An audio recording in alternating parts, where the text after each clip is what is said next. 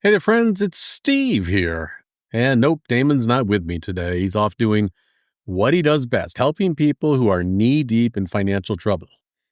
So he's left me with the microphone. That can only be trouble. But don't worry, we'll hold down the fort together just fine. If you're a returning listener, hey, welcome back. Always good to have you.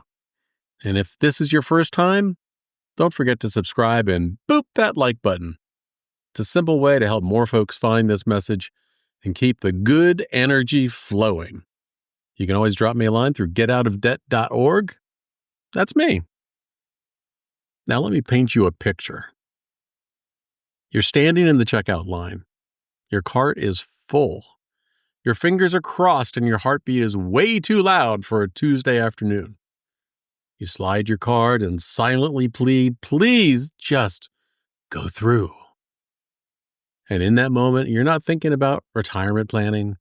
You're not thinking about budgets or interest rates. You're just trying to survive the next 30 seconds without falling apart in public. You see, that's what happens when a debt crisis hits. We think it's about money, but it's absolutely not. It's about fear, and it's about how that fear hijacks your brain. Let's talk about brain science, but in plain English. When you're in a money crisis, your brain doesn't fire up the logical planning center. Nope, it just hits the panic button. That little almond-shaped part of your brain, the amygdala, it was built for emergencies, life or death stuff. Back in the caveman days, it helped us run from saber-toothed tigers. But these days, that tiger wears a Visa logo, or shows up as a collection notice, or a bill marked final notice. And your brain, it reacts just the same way. You panic, you fixate on right now, and you lose the ability to think long term. You start doing whatever it takes to stop the bleeding, even if that means borrowing from one card to pay another, skipping meals to pay the car note, or ignoring your mail altogether. That's not stupidity. That's survival. But here's something I've learned over the years. The folks who get hit the hardest in a debt crisis, they're often the ones who've never faced it before. Everything was going fine in their lives for many, many years. Bills got paid, savings grew, life made sense. Until it didn't. Let me tell you about John. I'll never forget John. John was a high-flying corporate executive, smart guy, big income. He and his family lived a beautiful life. Vacations in all the right places, dinners at all the right restaurants, and always the first to pick up the check. On the outside, it looked like success. But my dad used to tell me when I was a kid, Steve, people tend to live to the edge of their income. And man, he was not wrong.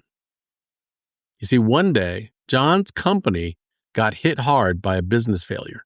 Not his fault, but the fallout, that was his to manage. And like a slow-motion collapse, everything started to fall. He used credit cards to bridge the gaps. He dipped into his 401k. Then he stopped opening the bills, and behind the scenes, his marriage started to crack too. But John did what so many do. He tried to claw his way back to a version of his life that didn't exist anymore. He held on to the illusion. He kept trying to solve a fire with smoke. And I'll say this plainly. It's easy for people to judge. Sometimes there's this nasty satisfaction in watching someone who had it all stumble and fall hard. But when John came to me, he wasn't some villain in a cautionary tale. He was just a man in pain, angry, and in a whole bunch of denial.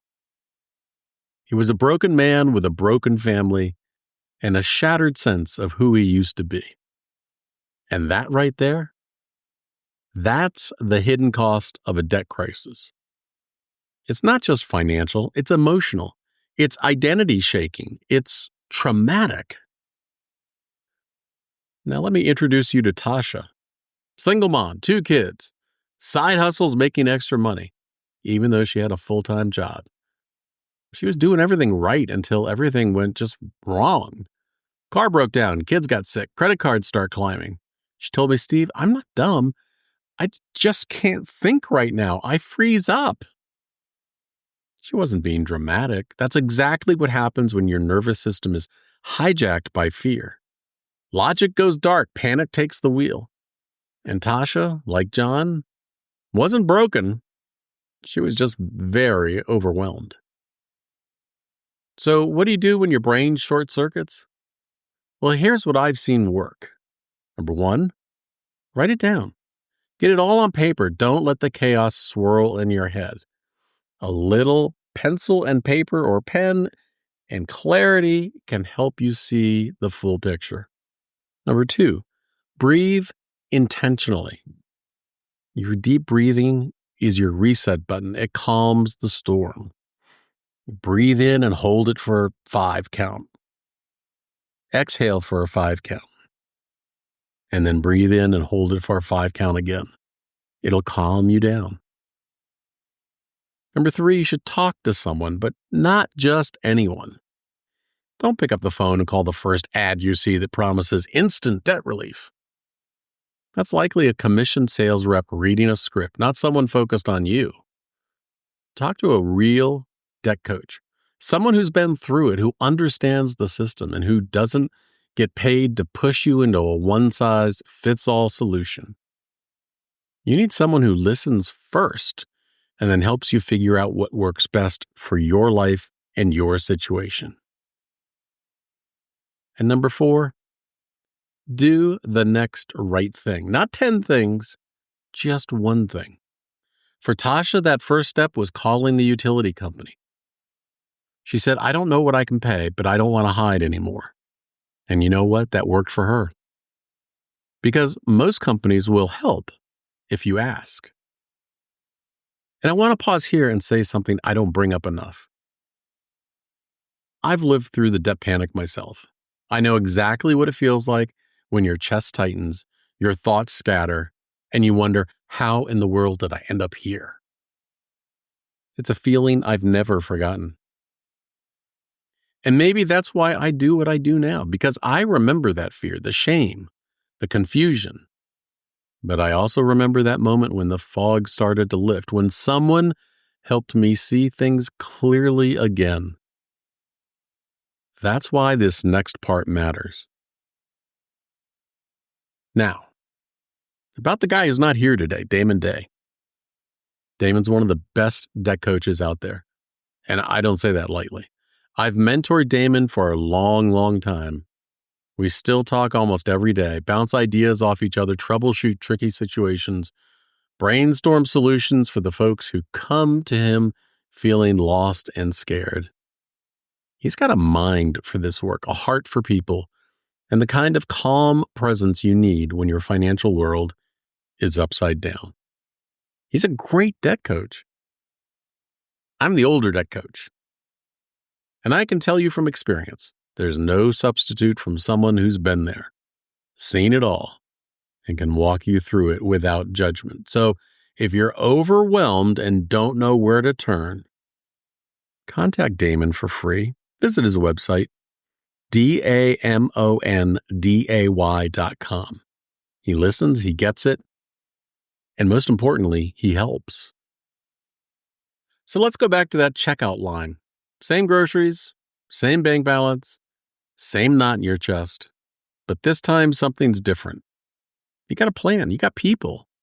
And maybe, just maybe, you're breathing a little easier.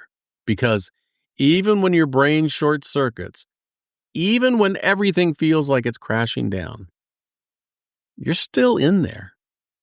And honest to God, you're worth saving.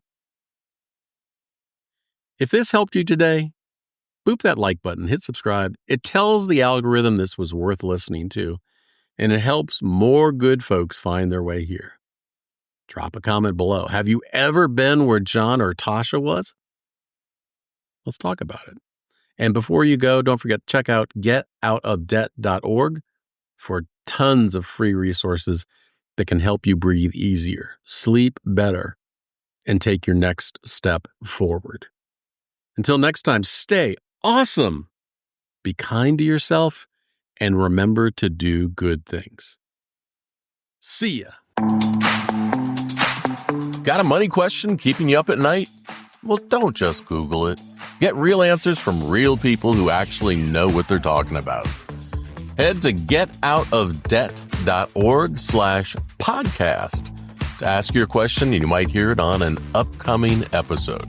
But hey, if you'd rather keep it private, Damon Day has your back. Visit DAMONDAY.com because getting out of debt is easier with the right help. That's getoutofdebt.org/podcast, where smart money questions lead to smarter money moves.